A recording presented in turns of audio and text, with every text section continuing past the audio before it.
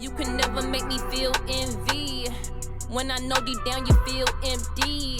That's why you overcompensating.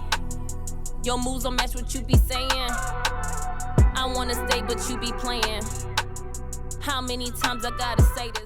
What's up, gang? Welcome back to my channel. My name is Janine. Thank you so much for tuning into another video. Before we get started, make sure you lock into my channel by clicking on that subscribe button and also by clicking on the notification bell. That way you never miss an episode of anything that it is that I do here. I woke up late today. I didn't mean to. I'm like a super early bird, so like 5 or 6 a.m. for real. But my alarm every day is scheduled for 4:30 a.m. But I normally like snooze it and then go to sleep for like another hour. But today is weird. I was dreaming like and I guess I was enjoying my dream too much because I kept going back to sleep. But when I woke up, I remember at the end of the dream it was me going to Chick-fil-A, or I was going to Taco Bell actually. I was trying to get my son something. You know what's crazy? My dream was that I was trying to get my son something to eat, but while I was inside of the restaurant, he fell asleep. I had like ran into McDonald's or something. He fell asleep, and I actually didn't even get to get the order at McDonald's. Like, something was happening where it was taking too long, or I was in the wrong area. I was like, man, forget this. I'm finna go outside, and we'll go somewhere else. And when I came outside, my son was still asleep in the car. And I was like, shit, if he's asleep in the car, I'm finna go ahead. We're gonna head home. So by the time he get home, he could just eat something at the house. And then I was about to get on the road, and it said that my destination was far, or it was gonna take a long time to get there because it was rush hour. And I looked, it was like 6:46 or something like that. So I was like, man, I'm finna stop and get me something to eat so I can eat in traffic, because we're gonna be in traffic for a while. So I stopped at Taco Bell, and that's when I woke up. I guess I didn't want no Taco Bell. But when I woke up, I was slobbering super hard, and I'm actually rolling a blunt right now before I get my day started. That's why I turned on the camera, because I was in here having a conversation with myself, or God, let me say. But you know, I see a lot of people who talk to people, especially. I see a lot of people who always, you know, talk about believers who smoke weed as like a negative thing. Like, they always judge believers that smoke weed. They always say it's the devil's tree and all kind of stuff. But you know what? I got a revelation the other day that the burning bush that God was referring to in the Bible, where he was talking to Moses through the burning bush, it was symbolic. You know, it was about smoking weed. And the burning bush got Moses, you know, on his right path. And it's symbolic because we burn weed to smoke it. And I ain't never smoked a blunt and wanted to go kill somebody. I ain't never smoked a blunt and wanted to go shoot somebody up. You know, I ain't never smoked a blunt and wanted to go do anything but focus on myself. It'll help me zone in. Not that I needed to zone in or tune in to what I'm doing, but you know, as a believer, you have so many rules essentially in life that you have to follow in order to, you know, be with God. You know, period, point blank. God likes people that follows the rules. He doesn't like people to break his rules, of course. That's why he has rules outlined for us. And even though the Messiah came and, you know, took away the rules of old, you know, and gave us, you know, freedom from religion, essentially, because, you know, the Pharisees were super religious. You know, there's still basic principles that God still wants you to follow in life, and it can kind of make life seem kind of boring to not be able to go out here and do what a lot of other people do.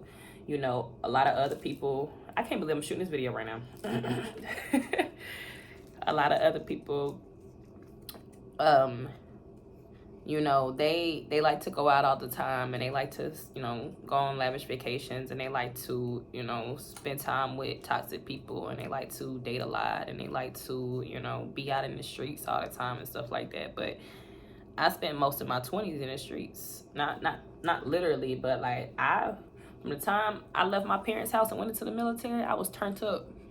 We outside. I've done so much. I don't know how many more sections I could be in. I don't know how many more vacations I could go on and meet random people. You know what I'm saying? I don't know how many times I could get flued out by a man who I'm really not even trying to see in the future. You know, like, when does that get boring to everybody? But anyway, the point of my little rant right there is, you know, God has blessed me with the ability to smoke and function. You know, I remember when I smoked my first blunt, And I was like at a house party or something, and my homeboy, he let me smoke with him. And I was like, man, I'm not doing that no more. Just because I didn't know how to handle it. Like I couldn't process it.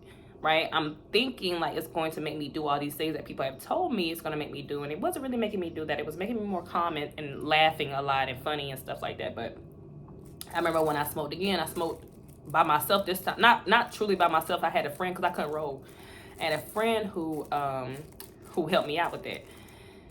And me and her, we went to go see a Batman movie. And and I love Batman. We went to go see a Batman movie. I had bought the weed from my homeboy, or a guy was kind of like saying at the time. So I don't know if I really bought it. But we smoked. We went to the movies. And in the movie, I'm texting him like, bro, that stuff you gave me had to be laced. He's like, girl. I said, man, it had to be laced. Like, I'm in here tripping, bro. I'm in here tripping. Like, I'm tripping. Like, you gonna have to come get me right now. He like, man, Jenny, you need to chill out. And I'm tripping out to her and stuff like that. And I just had to get through the high. But it's like, I remember the time where I thought I was going to stop smoking. Because I've been smoking right now. I've been smoking.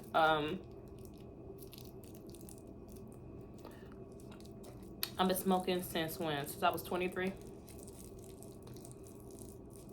So I've been smoking for almost 7 years. I've been smoking for almost 7 years. And I remember I stop a lot, you know. I don't smoke every day or nothing like that. Like I take little breaks just because I don't want to be addicted to it. I remember a time when I was addicted to it, to where I would be on my lunch break at work, and I'll be on my lunch break at work, and I drive home, 30-minute lunch break, and I drive home to go hit my blunt. You know what I'm saying? Drive home on a 30-minute. Can you imagine the type of pressure you put on yourself to be back, to go home, smoke, and be back to work in 30 minutes? You don't even have your food.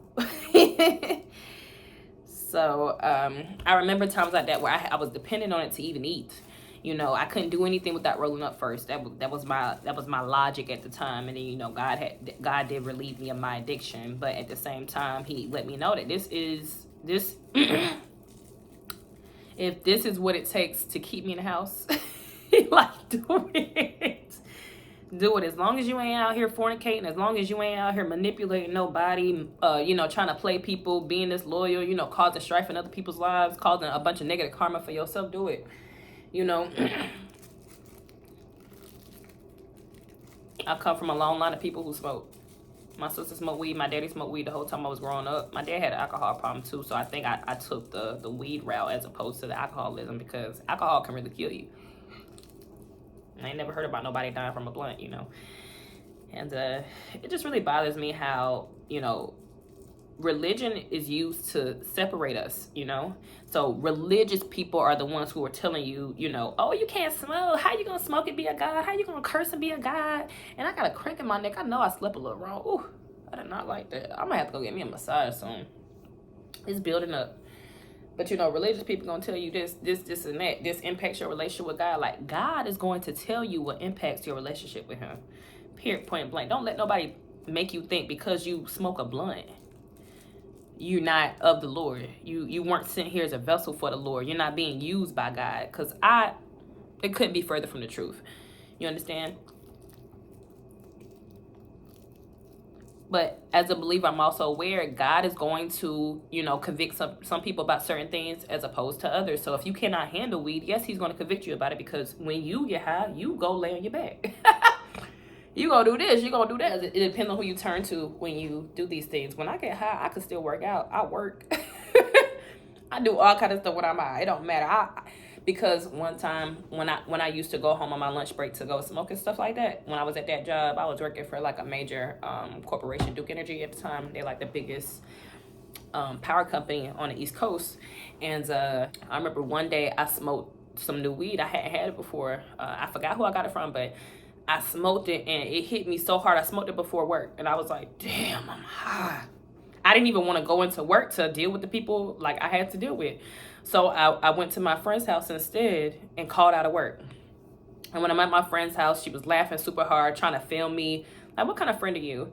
But trying to film me and laugh and making a joke out of something I thought was very serious, to where, like, it's like, I got too high. Like, I couldn't even go to work today. Like, and you're laughing and wanting to joke and make fun of me and post me on Instagram. And I was telling her, I was like, bro, can you stop trying to film me right now? This is a moment. I came to you because I thought we were friends. Like, and you're trying to embarrass me online. That it's funny to you, but at the expense of my pain. So when she did that, it made me sober up, though. It's like, you know what, I gotta get my shit together, because this bitch clearly thinks she's better than me, because she not high enough to go to work. She don't smoke weed or nothing like that. So everybody has their vices.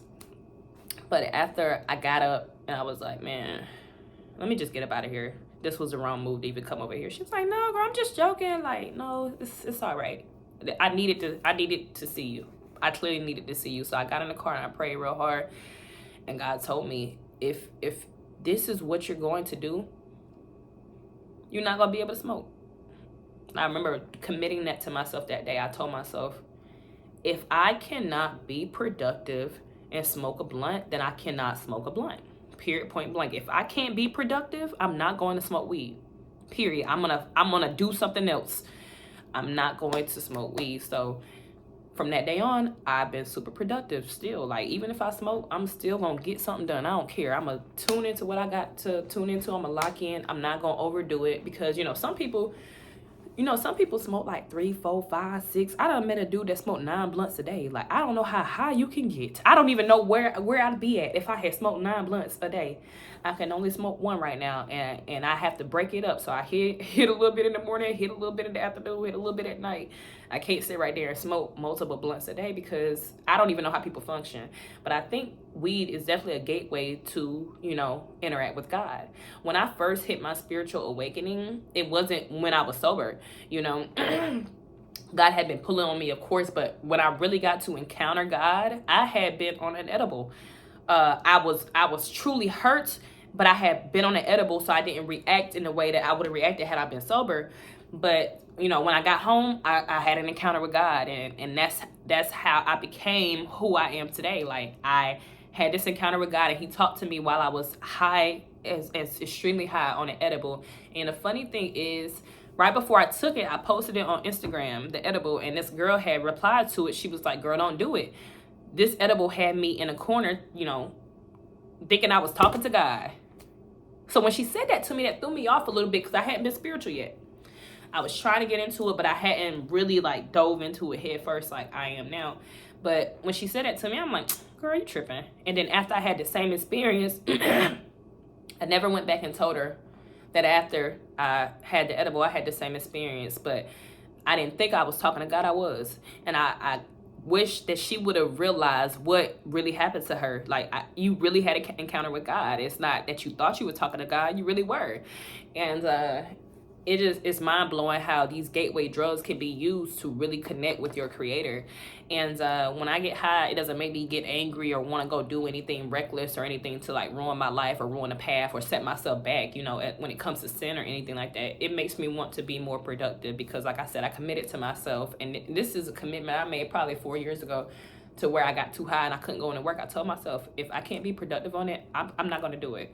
So that's something I live by. I don't care what it is, what happens. I don't care what I'm doing. If I can't be productive while I do it, seeing somebody, dating somebody, being with somebody, if I cannot be productive, I won't be engaging in it. It just won't happen. That's why I don't really go out, because you go out and you set yourself back a week. You understand? When you go out, you get drunk, you have to recover the whole next day. Next thing you know, your whole schedule is off. You understand? Everything that you had planned to do, you stop. You don't do it. And the people who don't have anything going on for themselves, you understand, they like it. They like, yeah, I'm going to set this girl back a week. Yeah, she ain't going to be able to shoot no videos. She ain't going to be able to do this, because they're working for the enemy secretly. They don't know that. But it incites them to distract you from your purpose, because they have no purpose. So stop hanging around people who are going to judge you for locking into your purpose. Locking in. This is what the video is all about. It's not truly about weed, but it's to say so many things. You understand? Whatever you do, as long as it brings you closer to God and closer to your purpose, engage in it. But if whatever you're doing takes you further away from God, it hinders your relationship with God. It hinders your relationship with your purpose, which we're all here for, a purpose. We all have a purpose here on earth. We all have our individual assignment to create a better world for the people that we're going to be leaving behind. You know, if it takes you away from that, that's when you know you should stop doing it. So I want to really encourage believers to stop judging other believers for some of the vices that they take part in, because God never said in the Bible, he who smokes, you know, will never enter the kingdom of God. He who smokes weed, blah, blah, blah. You never see that. And people who misinterpret scripture will try to tell you something all day long that they didn't see in the Bible. That, you know what? Let's be honest. Let's be honest. 9 out of 10 people who talk about the Bible have not even read it. They hear word of mouth. They hear what the preacher said. They hear what their parents told them. They heard all this stuff. They have not truly gotten in the Bible and read for themselves what God allows and does not allow, what God likes and what God does not like. So I can't let a person who hasn't done the thing that I've done, who hasn't taken the time to really study and show themselves approved, to tell me what God allows in the kingdom. You know what I'm saying? So make sure you're cognizant of the people that you surround yourself around, especially when it comes to spirituality. At the end of the day, religion was created to separate us. Religion was not created to make us, you know, lean on one another, to come together, kumbaya and stuff like that. No, religion was created to separate us. That's why I don't classify myself as a Christian, okay? That's why I don't classify myself as a religious group. I am just spiritual because I care about my relationship with God. I am a believer. That's what I call myself, a Hebrew Israelite. If anything, I am a believer. I am not associated with one of these religious groups that's going to condemn you for whatever you do. That's not what God is about, condemning you for whatever you do. And I hate this. God is about, you know, God is about calling, you know, the people who he calls. He doesn't call perfect people, but he perfects the people that he has called. So I hope you got something from my message today. This is not to encourage anybody to go out and smoke weed or anything like that, but this is just letting you know what my journey is with it. Moses. And my last name is Moses. For y'all who don't know, my name is Janique Moses. Janique Moses. And let's be 100. You know, one time I was telling my friend, I'm not friends with her anymore, but I was telling her, you know, she was asking me why I was so interested in spirituality all of a sudden, why I was so interested in God and in the Bible and stuff. And I was telling her, you know, me having the last name Moses has stuck with me my whole life. It's a conversation starter and it makes people respect me.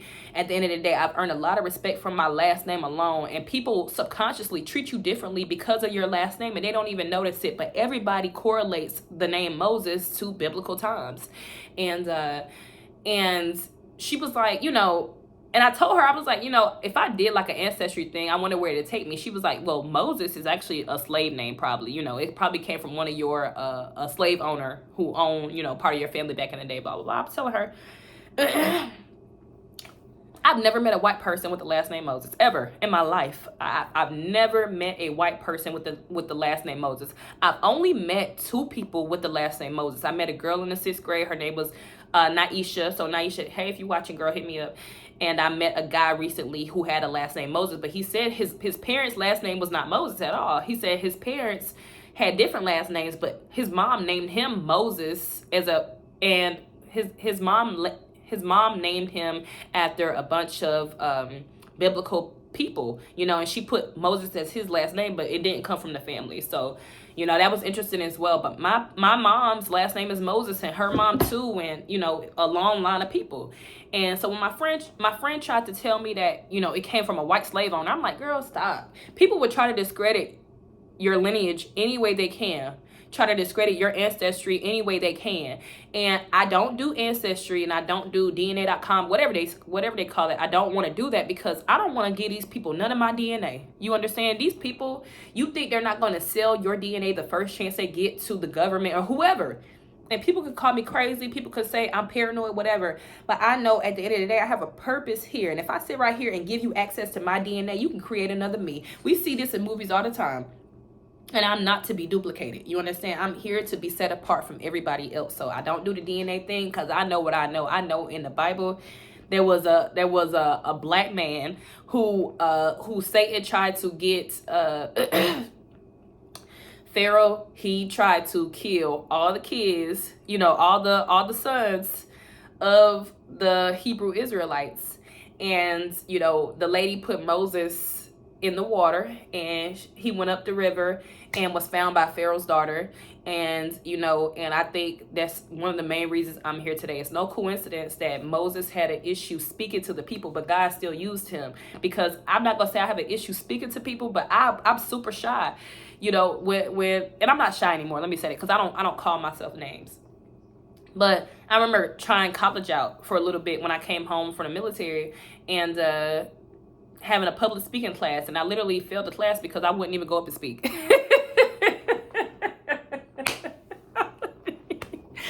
I wouldn't even go up and speak. The class gave me so much anxiety, man. That's just who I was as a person. But damn, if my teacher could see me today, sit right here really expressing myself and communicating effectively to where people from all over can understand me. And it's just like I check my demographics for the people who like the geography regions, the people. I check the geography regions for the people who view my videos all the time, and I'm like, wow, this is the type of reach I have. Like, this is crazy. And I'm only at 562 subscribers right now. You know what I'm saying? I'm not even where I'm gonna go. I haven't even hit my pinnacle yet. I'm just beginning. I'm just beginning. And I think a lot of times people don't understand it. When you have an issue speaking, it is a spirit. It's not you really have an issue speaking, because our brain can do a vast amount of things that we can't even comprehend. But, you know, it's a spirit that tries to stop your speech. It is a negative spirit, an evil spirit. You understand? Sometimes I'm making these videos and I can't even get my words across, but I was just good before the video started. You understand? So I understand that we battle not against flesh, but spirits and principalities. You understand? So even if you think that you are shy and you have a hard time speaking and communicating, you can get up here and do the same thing. God calls us all. When you are a true believer, that's how I know a true believer when I meet one. You want to share the word. He doesn't tell us to keep the word to ourselves. He tells us to share it. So when I encounter somebody who tells me they're this huge believer, but they have not taken the steps that it takes to teach other people what they know, what God has exposed them to, the information that God has provided to them, that tells me you don't truly believe, because you're going to share the information. I remember when I got baptized, I had a male friend who I was in the military with. We all in a military group chat, but I was in the army with. We all in the army group chat, and he was trying to tell us, like, we need to share the word. We need to share the word. And I remember I was still in my ego. I got upset with him. I'm like, don't tell us we got to share the word. Don't tell us that. You know what I'm saying? I was pissed because at the end of the day, it triggered me because I wasn't doing what I was supposed to do. That's why it triggered me. But I got out of my ego. God is so good. I got out of my ego and got on this YouTube channel. God is so good. I got out of my ego and got on this YouTube channel and still decided to share. But when he said it to me at the time, I couldn't receive it. I was upset when he said it, because it's like, damn, you putting more on me. I already got baptized. But, you know, when you're called by God to do things, you know, you're going to do it one way or another. People be like, he's going to call somebody else. He's going to call somebody else for the meantime. But you still gonna get your butt out on Front Street and say whatever he wants you to say. So don't let people discredit you. Don't let people tell you what you can't do, what you can and cannot say. At the end of the day, we are all serving the same God. Period. There's only one Most High God. All the other little gods are figments of your imagination. You see in the Bible, God tells people, you know, tell your God to do it. You're worshiping this. Tell him to do something. Tell him to do something for you. And it never happens. But when you call on the Most High God, you'll move mountains. You understand? So I'm going to go enjoy my blunt. You know, my vlog, I guess, might be a little long. Maybe I'll just do a video. I'm about to go, you know, enjoy my blunt. I'm going to go grocery shopping as well. Then after that, I'm going to make breakfast and then hit my workout. I might not even do a workout video today, because at the end of the day, I like working out at home for real. To go into the gym is dirty. Like, I'm a germaphobe. I'm OCD, y'all know that. And I saw this video on TikTok yesterday where a girl had got off the machine, and it was the seat was so wet, it pissed me off. But it tells me the kind of stuff that's really happening in these gyms that we are not aware of, and it's just like, oof. I'm good. I'm Gucci. I hope you got something from my message today. If you did, make sure you check out some of my other messages, and I will see you in the next one. Janika, your Janique TV. Peace.